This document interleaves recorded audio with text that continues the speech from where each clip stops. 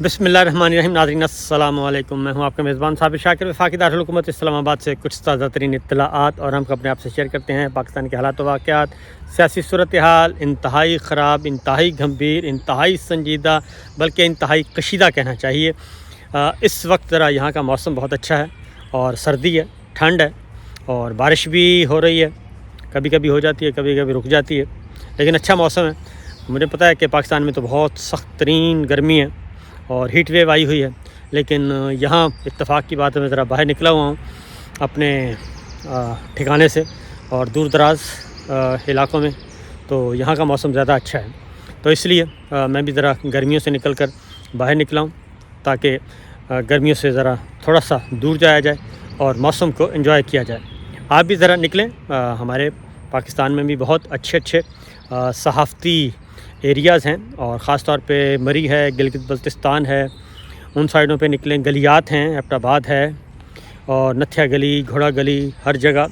और यहाँ पे जाना चाहिए क्योंकि वहाँ का मौसम बहुत अच्छा होता है। तो बहरहाल इस वक्त सूरत हाल ये है जी कि ख़ास तौर पे पिछले 3-4 दिन से हालात बहुत ज़्यादा ख़राब हो चुके हैं और हालात इसलिए ख़राब हुए हैं कि एक बहुत बड़ी मूव होने को है, बहुत बड़ी तहरीक की तैयारी की जा रही है। और जब से इमरान खान साहब ने कहा है कि स्ट्रीट एजिटेशन के लिए तैयार हो जाएं, और ख़ास तौर पे और मौलाना फजलुर रहमान साहब से उनकी मुलाकात हो चुकी है पाकिस्तान तहरीक इंसाफ की, और उसमें मौलाना फजलुर रहमान साहब ने कुछ गारंटीज़ मांगी हैं। वो गारंटीज़ मैं इतना सिर्फ आपको बता दूं कि जो कहा जा रहा है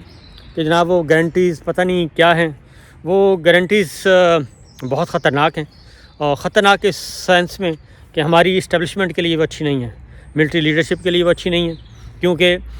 उसमें एक चीज़ जो कही जा रही है वो है जनाब कि आपने किसी किस्म की कोई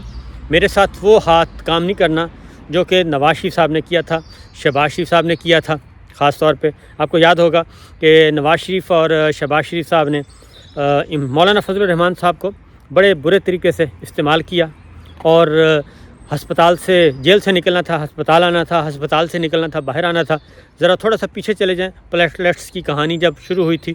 तो उस वक्त मौलाना को कहा गया कि जी हम ये जद्दोजहद कर रहे हैं जमहूरियत के लिए और नए इंतखाबात के लिए, और ये सारे का सारा खेल हम इसलिए कर रहे हैं तो आप हमारा साथ दें। उनको PDM का सरबराह भी बनाया गया, लेकिन मौलाना जब लाहौर पहुँचे तो लाहौर में उनसे मियाँ नवाज शरीफ साहब ने मुलाकात ही नहीं की थी। और इस तरीके से वो इस्लामाबाद आए तो इस्लामाबाद में शहबाज शरीफ साहब एक तकरीर करके उनको रफू चक्कर हो गए थे, एक तकरीर करके, और गायब हो गए थे। ऐसे गायब हुए कि जैसे गधे के सर से सींग गायब होते हैं, और किसी किस्म की कोई उसके बाद फिर बिल्कुल रब्ता ही न रखा। और इस तरीके से और मियाँ साहब जो हैं इसी दौरान हस्पताल पहुँचे और हस्पताल से वो जाती उम्रा, और जाती उम्रा से चले गए थे लंदन, और वहाँ पे आराम से सुकून से अपना टाइम पूरा किया। और फिर उसके बाद दोबारा से एक डील तय की और डील तय करके वापस आ गए, और वापस आके इंतखाबात इक़्तिदार भी संभाल लिया और इंतखाबात भी हो गए, फॉर्म 47 भी ले लिए। और फॉर्म 47 लेने के बाद अब मौलाना फजलुर रहमान साहब से कोई रब्ता नहीं किया, कुछ पूछा नहीं, और उनके हक़ पे भी डाका डाला। तो ये है सूरत हाल। अब मौलाना फजलुर रहमान साहब जो हैं वो वाक़तन एक बहुत ही मौसर स्ट्रीट पावर है उनके पास, मुनज़्ज़म स्ट्रीट पावर है, और उनके पास कुछ और भी हैं उनके पास कार्ड्स। तो बहरहाल एक अच्छी मूव वो करने जा रहे हैं, और मौलाना फजलुर रहमान साहब ने सिर्फ एक चीज़ मांगी है कि धोखा नहीं दिया जाएगा और बीच में धार के कोई डील नहीं की जाएगी, मिलिट्री इस्टेब्लिशमेंट के साथ कोई डील नहीं की जाएगी, और हम हर सूरत में नए इंतखाबात लेंगे और नए इंतखाबात फ्री एंड फेयर होंगे, और जो जिसका हिस्सा आएगा वो उसको मिलेगा, और वो नताइज हम सब तस्लीम करेंगे। तो ये एक कड़ी शर्त है, और इस कड़ी शर्त पर भी बहुत जल्द इस पे भी गारंटीज़ भी आ जाएंगी, गारंटर्स भी आ जाएंगे, और उसके बाद फिर मामला आगे बढ़ेंगे। इसीलिए पिछले दिनों ख़ास तौर पे मैं आपको याद करा दूं कि राना साहब ने भी पैगाम भेजा, राना साहब ने भी गुफ्तगू की, मियाँ साहब ने भी पैगाम भेजा इमरान खान साहब को मामला तय करने के लिए। मौलाना फजलुर रहमान साहब से भी मुलाकातें हुई, इनडायरेक्ट भी हुई, डायरेक्ट भी हुई, लेकिन बात नहीं बन सकी। और इसलिए कि फॉर्म 47 के 3 जमातें हैं और तीनों जमातें इस्तिफ़ादा कर रही हैं, اور قابض ہیں،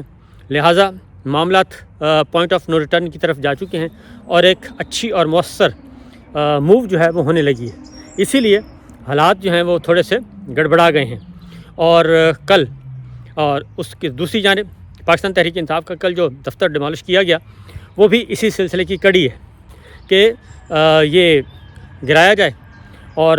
وزارت داخلہ محسن نقوی صاحب کے پاس، اسلام آباد پولیس محسن نقوی صاحب، CDA محسن نقوی صاحب، اور یہ سارا کچھ کیا جائے اور کر کے اور معاملات کو لے جایا جائے جناب خرابی کی طرف۔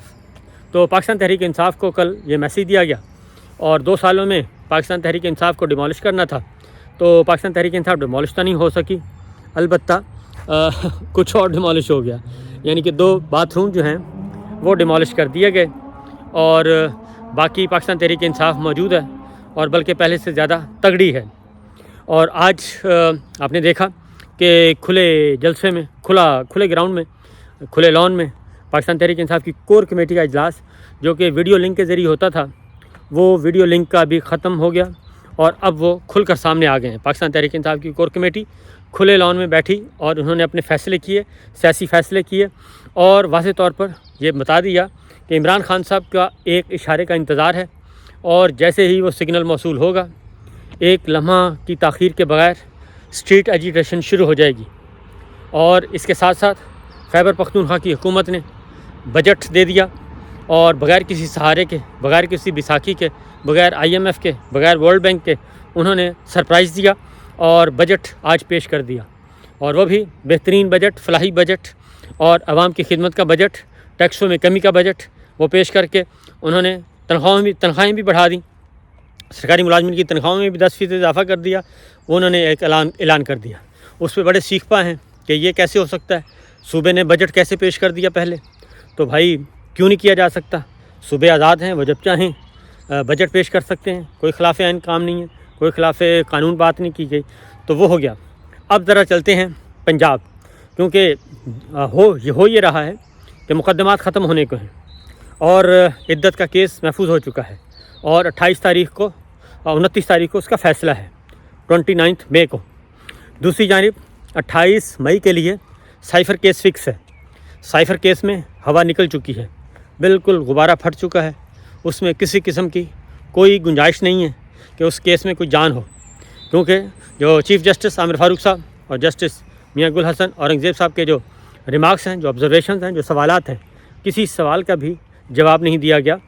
سرکاری وکیل کی طرف سے، نہ جونیئر کی طرف سے نہ سینئر کی طرف سے، اور انہوں نے یہ مان لیا کہ یہ ٹرائل نامکمل تھا، اور نہ صرف نامکمل تھا بلکہ یہ فیئر ٹرائل بھی نہیں تھا، انفیئر ٹرائل تھا۔ تو یہ جب سب باتیں مان لی گئی ہیں تو اب آگے بڑھا جا رہا ہے، اور حکم حاکم ہے کہ مجھے رزلٹ چاہیے، اور حکم حاکم ہے کہ مجھے رزلٹ چاہیے۔ اور دوسری جانب جن افسروں نے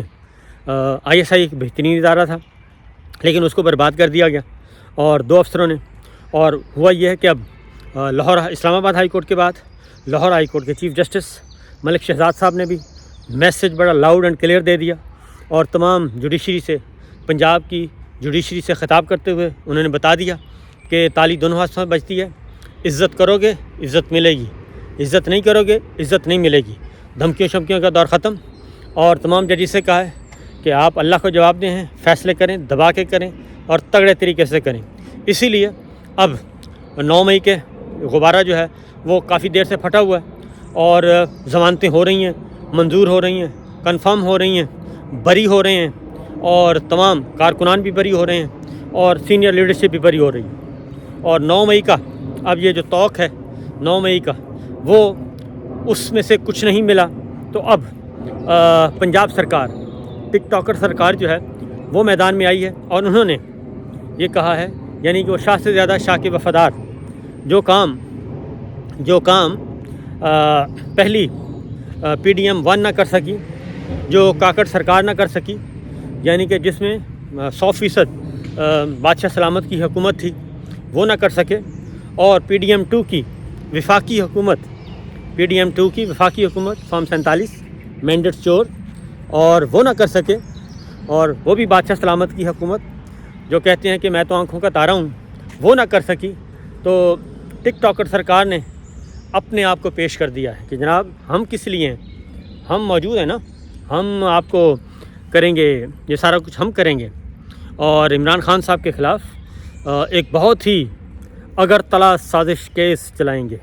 اور آج ان کے لیے استعمال کیا گیا لفظ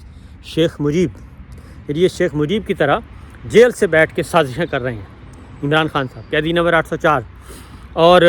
یہ بات انہوں نے خود ہی کر دی۔ ویسے تو عقل تو ہے نہیں، اور نہ ہی ان کے پاس نیریٹو ہے، نہ ہی عقل ہے، نہ ہی سوجھ بوجھ ہے۔ خود ہی بتا دیا کہ حالات جو ہیں وہ 70 اور 71 والے ہیں، یعنی کہ جو عمران خان صاحب کہتے ہیں کہ یہ حالات 70 اور 71 والے ہیں، سب سے بڑی سیاسی جماعت جیت چکی، جیل میں بیٹھ کے جیت چکی، اور انتخابی نشان لینے کے باوجود جیت چکی، اور یہ جب سب کچھ ہو چکا ہے تو پھر بڑی سیاسی جماعت کو اقتدار کیوں نہیں دیا جا رہا، یہ سب کچھ اناؤنس ہو چکا ہے۔ تو وہ بھی یہی کہتے ہیں کہ 16 دسمبر 70 اور 71 والی سچویشن ہے۔ تو آج عظمہ بخاری نے بھی یہ کہہ دیا کہ یہ 70 اور 71 والی ہی صورتحال ہے، اور انہوں نے کہہ دیا کہ جو شیخ مجیب صاحب مطالبات کر رہے تھے، جمہوریت کی بنیاد پہ کر رہے تھے اور الیکشن جیتنے کے بعد کر رہے تھے، وہی اس وقت سچویشن عمران خان صاحب کے ساتھ ہے۔ تو انہوں نے ایک جرنلسٹ برادری سے